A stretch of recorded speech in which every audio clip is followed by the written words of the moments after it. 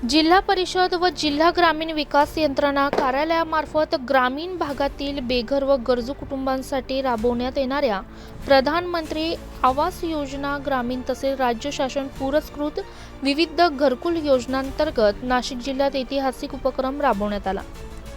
जिल्हा परिषदेचे मुख्य कार्यकारी अधिकारी ओमकार पवार यांच्या संकल्पनेतून तसेच प्रकल्प संचालक प्रतिभा संगमनेरे यांच्या मार्गदर्शनानुसार तब्बल 5000 घरकुल लाभार्थ्यांनी प्रजासत्ताक दिनी एकाच वेळी नव्या घरात गृहप्रवेश केला।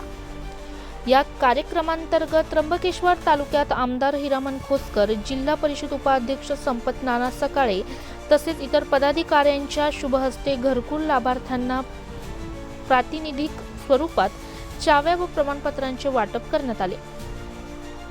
तालुका प्रशासन व ग्रामपंचायत पदाधिकाऱ्यांच्या उपस्थित प्रत्येक ग्रामपंचायत व पंचायत समिती स्तरावर एकाच वेळी गृहप्रवेश सोहळा पार पडला। माहितीनुसार तालुक्यातील एकूण 13,515 घरकुलांपैकी 5,000 कुटुंबांनी त्यांच्या हक्काच्या घरात पहिले पाऊल टाकले असून ही बाब तालुक्यासाठी अभिमानाची व ऐतिहासिक असल्याचे प्रशासनाकडून सांगण्यात आले। या योजनांचा लाभ अनुसूचित जाती जमाती, भटक्या विमुक्त जमाती, अल्प उत्पन्न गट, विधवा महिला, दिव्यांग तसेच आर्थिकदृष्ट्या दुर्बल घटकांतील लाभार्थ्यांना देण्यात आला आहे, अशी माहिती पंचायत समितीचे गट विकास अधिकारी रविकांत सानप यांनी दिली।